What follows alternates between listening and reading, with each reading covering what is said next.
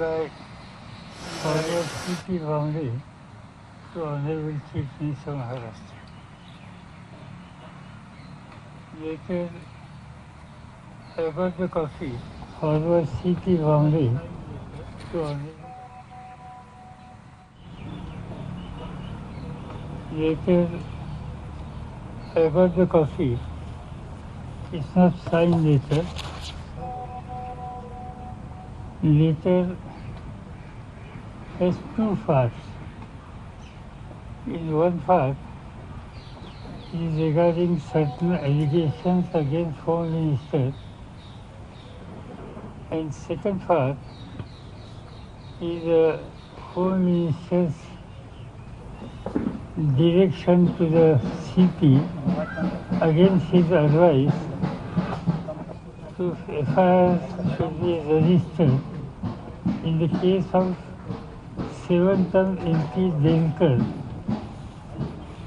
who committed suicide in Mumbai, and Mumbai police should register that case. That was the direction of the Home Minister. Advice of the CP was, though the suicide was in Bombay,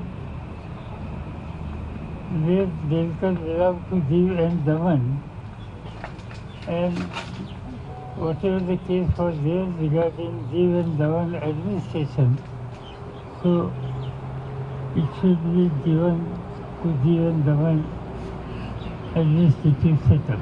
That was the advice. You understand?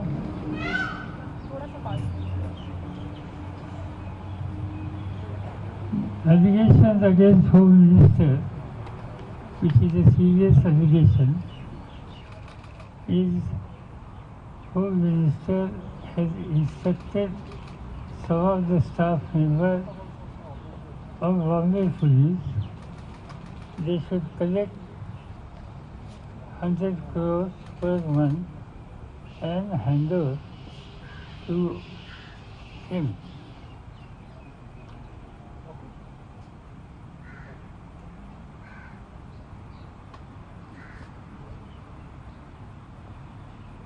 You see, this particular allegation which CP has mentioned, he also said in his letter, he has briefed Honorable Chief Minister and me too, even Sharad Pawar.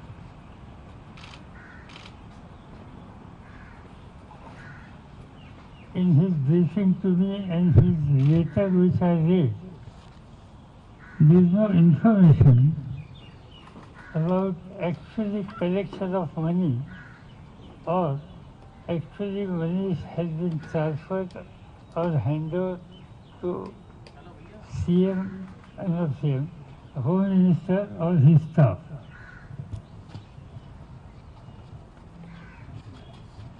This is the allegation.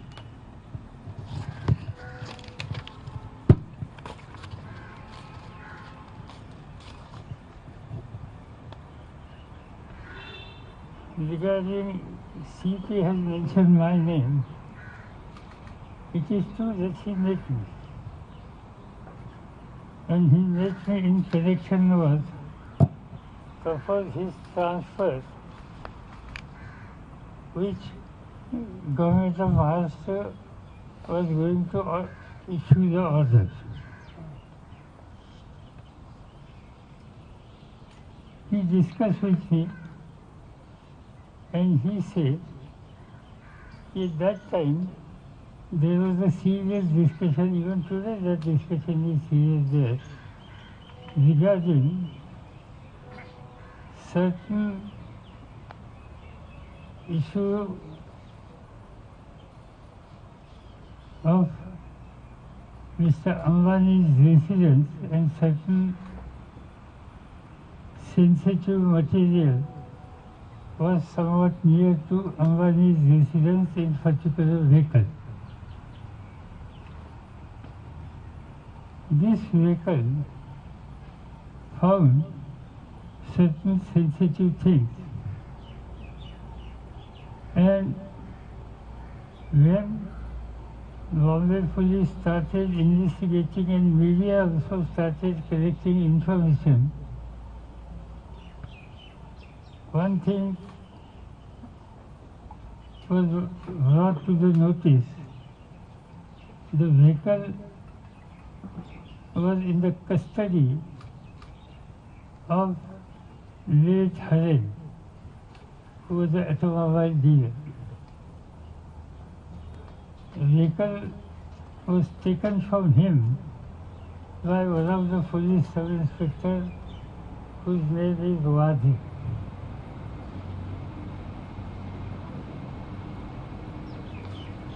This vehicle was used to keep explosive near the house of Sri Ambani.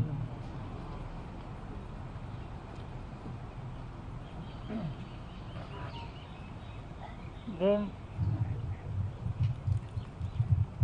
media in Mumbai started collecting information about this Wadhi and some other people. Who is Wadhi? After getting information, I was told he was police sub-inspector. He was suspended about 16 years back, and recently he was reinstated in service.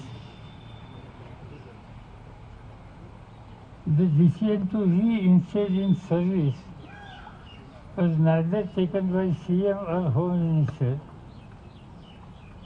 It was taken by CP himself, and he was reinstated, and immediately he was given very important sensitive assignment.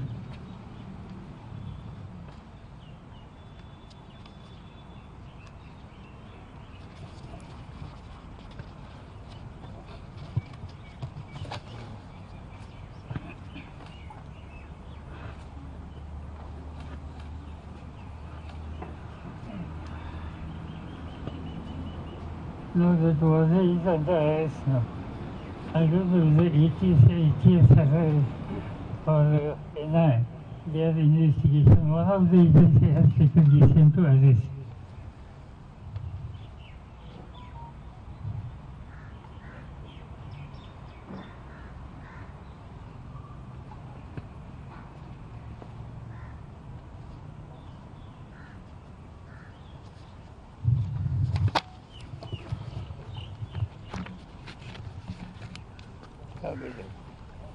इसके ऊपर कागज रखो.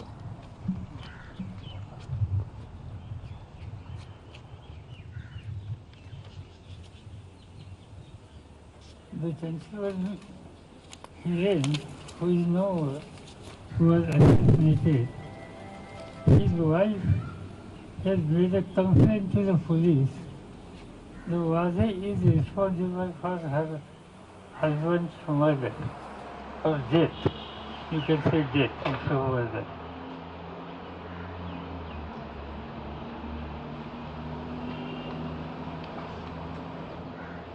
So there is a specific allegation against this officer by DC's wife.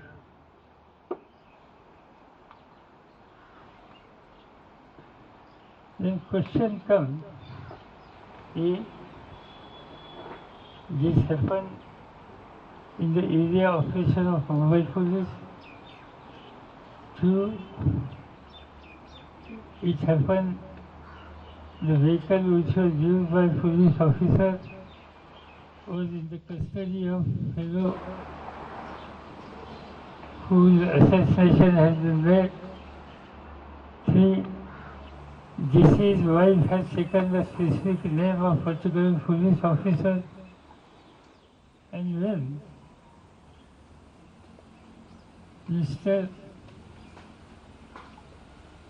Commissioner of Police met us, these questions were asked to him.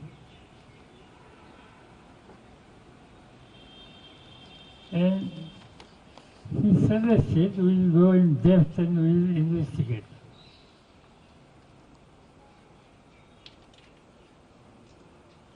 But now, when government took conscious decision to shift him from Bombay Commissioner to the Home Guard, I think then he made such a wild allegation. Prior to shifting him from Bombay Police in 2 or 3 weeks' time, he never mentioned a single thing or he never made any allegation against Home Minister. All these allegations, when action was taken against CP Bombay and he was shifted from there to, as per his thinking, less important department. Now for us, he made the allegations. It is a prerogative of the Chief Minister to take appropriate decision. And CM has full authority to take decision regarding allegations, inquiry about these allegations.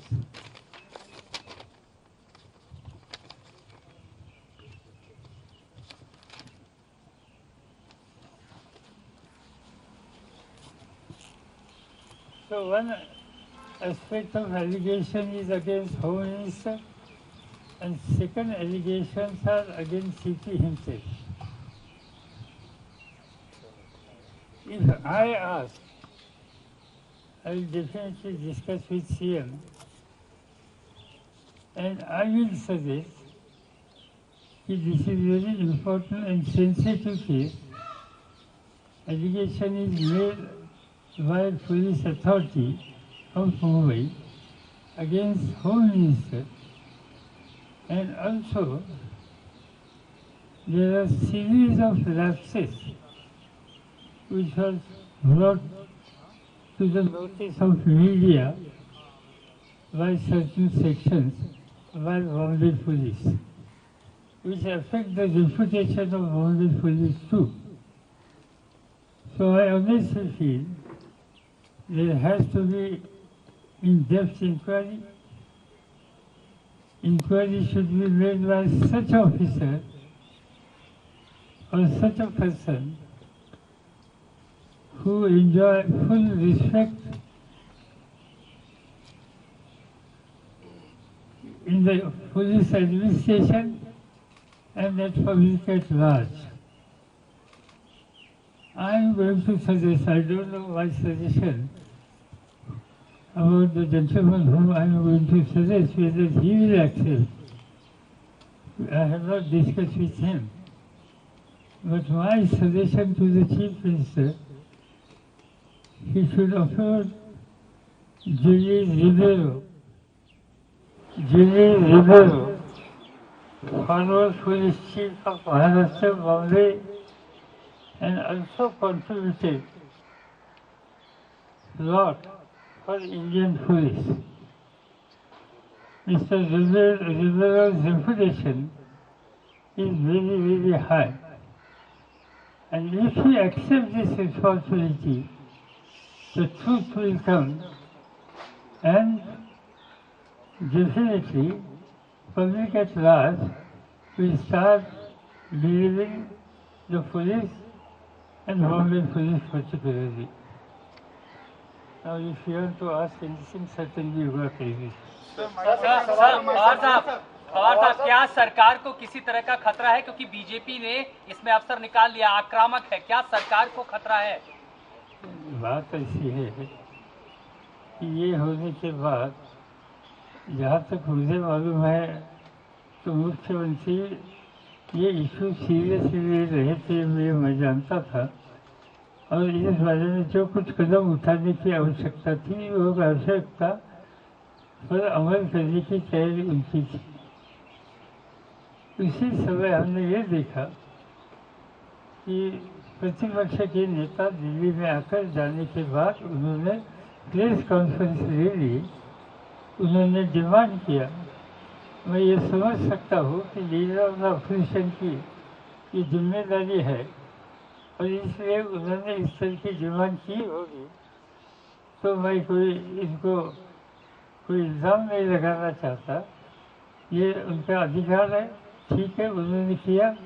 मगर जहाँ तक सरकार की वो stability है, सरकार के stability के ऊपर इसका कोई असर नहीं होगा, क्योंकि government is very very serious and government is fully aware कि all these allegation in the form of letter written by former CP. These allegations have been made by him when he was shifted from important post to unimportant. Sir क्या पवार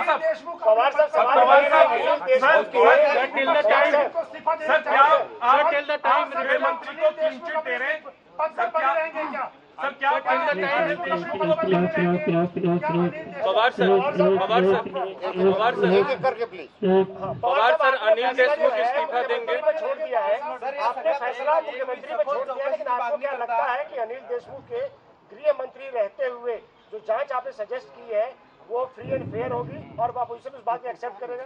बात ऐसी कि उनका इस्तीफा देना ये इस बारे में ये डिसीजन डेफिनेटली मुख्यमंत्री की जिम्मेदारी है, वो लेंगे। हमसे बात करने के बाद लेंगे, हम इस पर डिस्कस करेंगे। मैं अभी आगरा से आया हूँ, मैंने किसी के साथ बात भी नहीं की। जरूर ये सब इशू और इसका इम्पोर्टेंस देखने के बाद जो 2-3 अल्टरनेटिव हमारे सामने आ सकते हैं, इसमें आप जो कहते हैं ये भी आ सकता है, मगर ऐसी बात हमने कहीं नहीं अभी तक की।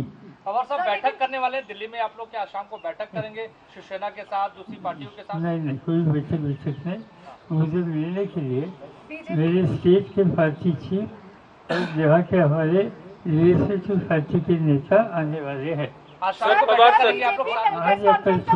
मांग रही है बीजेपी, प्रेस कॉन्फ्रेंस कर रही है, इस्तीफा मांग रही है, कह रही है कि इस्तीफा दे दें आप। ठीक है, उनकी जिम्मेदारी इस्तीफा मांगेंगे।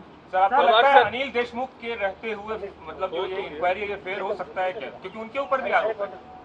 बात ऐसी है कि मैंने जिस व्यक्ति का नाम सजेस्ट किया है इंक्वायरी के लिए, इन्होंने इसका स्वीकार किया, तो कोई इनके रास्ते में आ नहीं सकता, सच्चाई सामने आ सकती। सर इस घटना के बाद आपके सहयोगी जो दल है, चाहे कांग्रेस हो शिवसेना हो, उनका रुख क्या है? जाहिर है बातचीत 24 घंटों में हुई होगी। मैंने किसी से बात नहीं की, सर मैंने शिवसेना से बात नहीं की, मैंने इनसे बात नहीं की।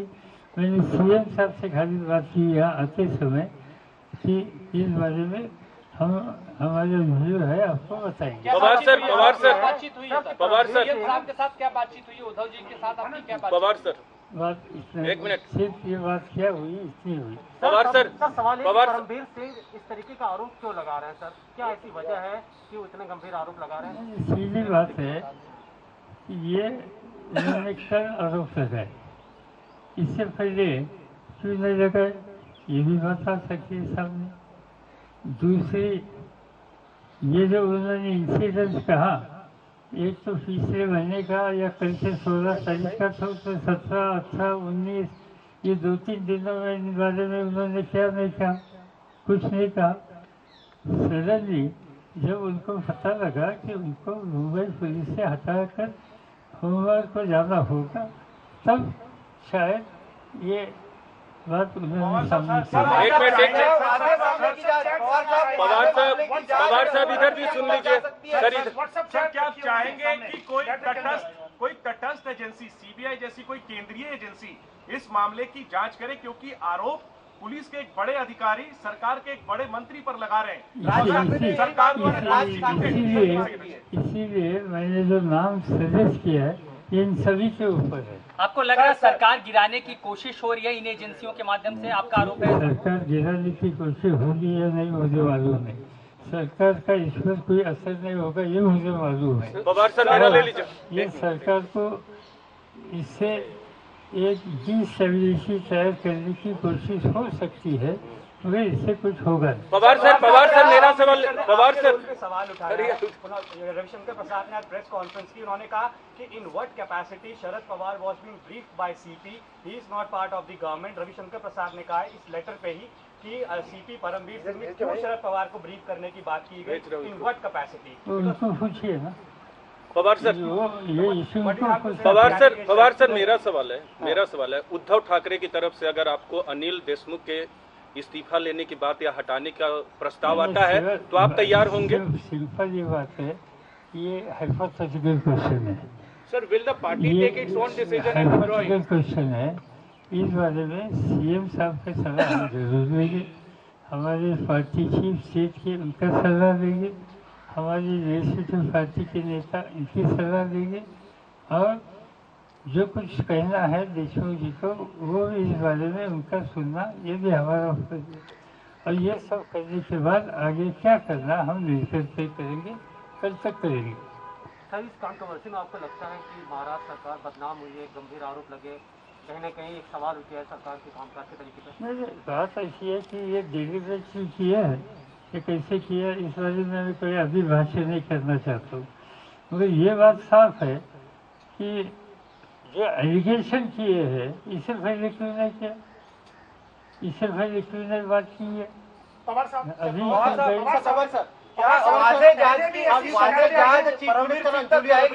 क्या वाजे की जांच परमवीर सिंह तक जाएगी, इसलिए परमवीर सिंह ने ऐसे आरोप किए? आपको क्या लगता है ये पूरा मामला देखते हुए वाजे की जांच जाएगी परमवीर सिंह तक? ये मैं नहीं कह सकता हूँ, मगर ये मुझे बताया गया कि वाजे को रीइंस्टेट करने में कुछ इनिशिएटिव इसमें जिन लोगों ने लिए, इसमें एक सीपी का नाम है। वहाँ जो कमेटी थी, ये कमेटी फेल कर रहे थे एक सीट, तो 16 साल के बाद वाजे को सर्विस में लाने में कुछ न कुछ इसमें हिस्सा उनका है, और आने के बाद उनको सबसे बड़ा इम्पोर्टेंट सेंसिटिव जॉब दिया, वो भी काम उनसे हुआ है। Have you consulted with the Chief Minister on Julio Rebrio? You have suggested that Julio Rebrio is the name. Have you consulted? No, I have not consulted either CM or Rebrio. Just now I suggested.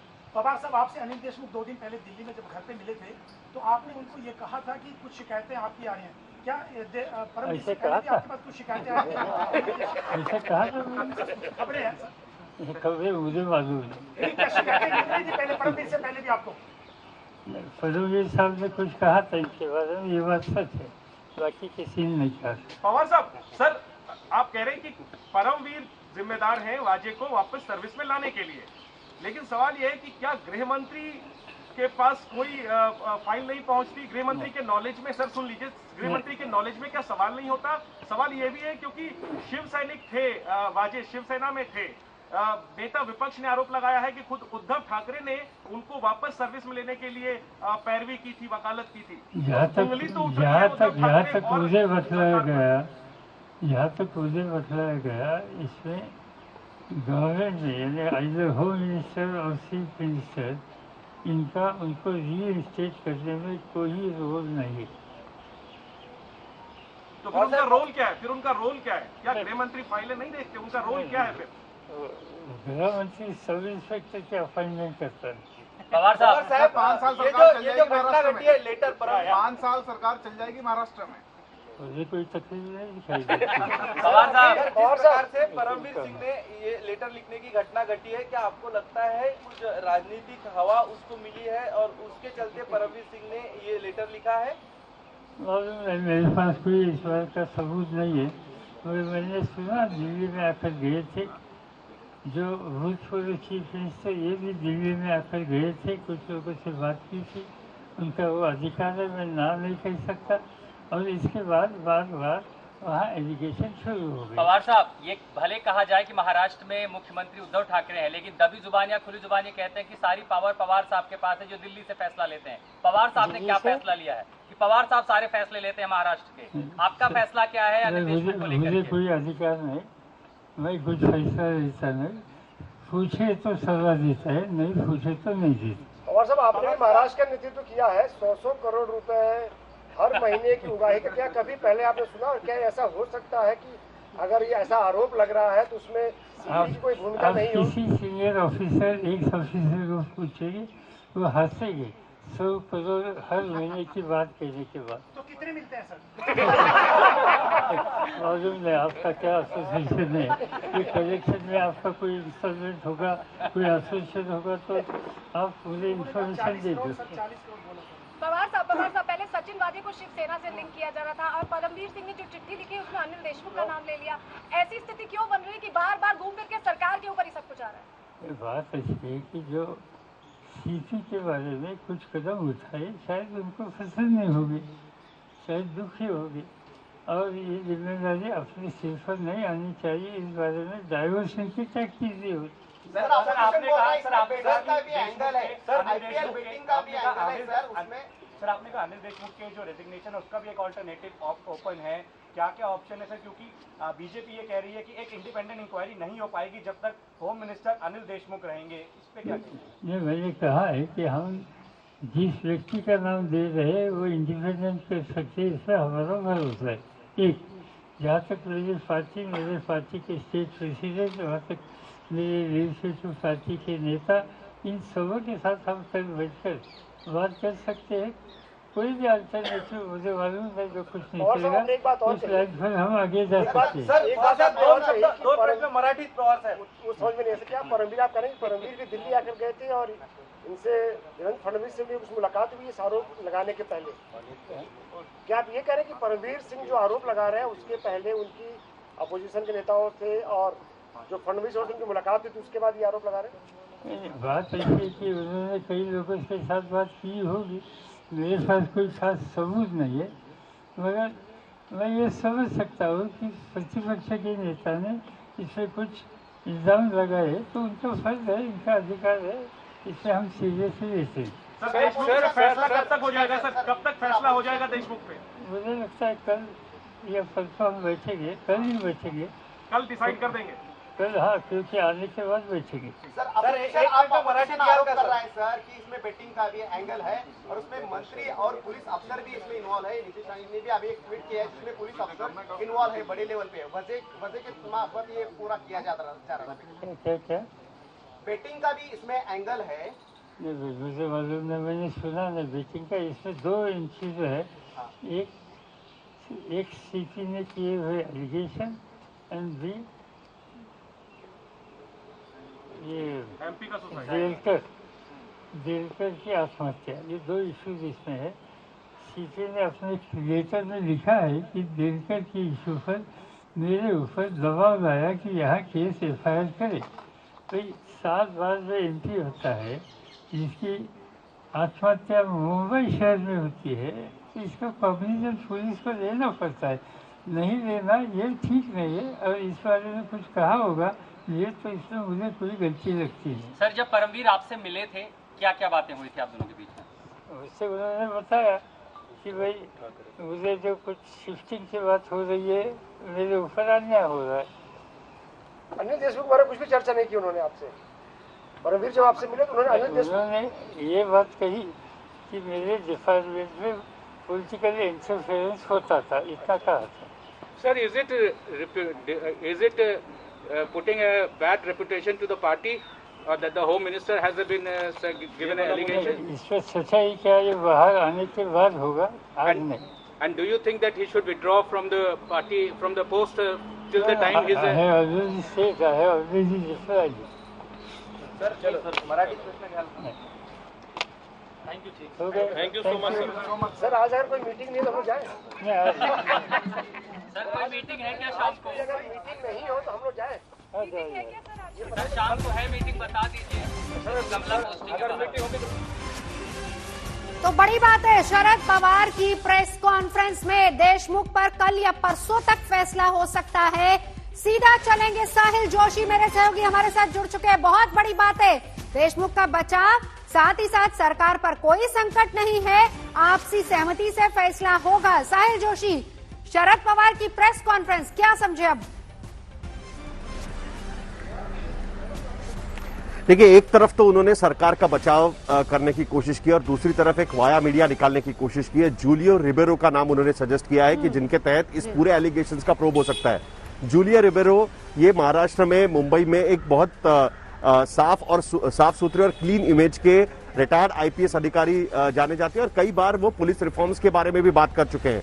तो उनके नाम पर opposition को भी कोई दिक्कत नहीं होगी, ये सोचते हुए शरद पवार ने उनका नाम सजेस्ट किया है। अब देखना है कि क्या सरकार सचमुच में जूलिया रिबेरो के अंडर कोई प्रोब कमीशन बिठा के इस पूरे मामले की जांच करती है या नहीं।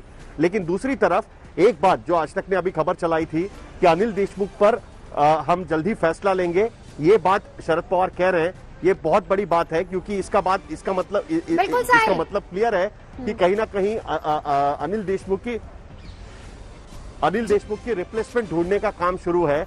जाहिर सी बात है कि पार्टी में जिस तरीके की राजनीति है, पार्टी के अलग अलग नेता है, उनमें से किसको अब होम मिनिस्टर, क्योंकि अब ये कांटों की गद्दी बन गई है और शायद सही कह रहे हैं, शायद यही बात है कि 1-2 दिन में फैसला संभव। साहिल, मैं लौटूंगी आपके पास। अशोक सिंघल हमारे साथ मौजूद है, शरद पवार के घर पर ही वो थे जब प्रेस कॉन्फ्रेंस चल रही थी। अशोक सिंघल, बड़ी बात है आज की प्रेस कॉन्फ्रेंस की, सरकार पर कोई संकट नहीं, पहली बात उन्होंने क्लियर कर दी है, देशमुख पर फैसला 1-2 दिन में संभव।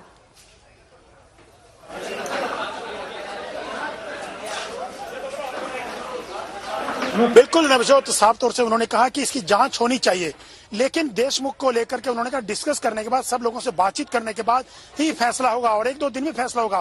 तो अनिल देशमुख को लेकर के, हालांकि उन्होंने परमवीर ने जो आरोप लगाए हैं उसको कहा, सवाल तो जरूर खड़ा किया कि उन्होंने कमिश्नर रहते ये सवाल क्यों नहीं उठाए, अब क्यों उठा रहे हैं हटने के बाद। और उन्होंने कहा कि परमवीर मुझसे मिले थे, उस टाइम उन्होंने मेंशन किया था अनिल देशमुख के बारे में, नाम न लेते हुए, कि पॉलिटिकल दबाव रहता है मेरे ऊपर काम करने को लेकर के।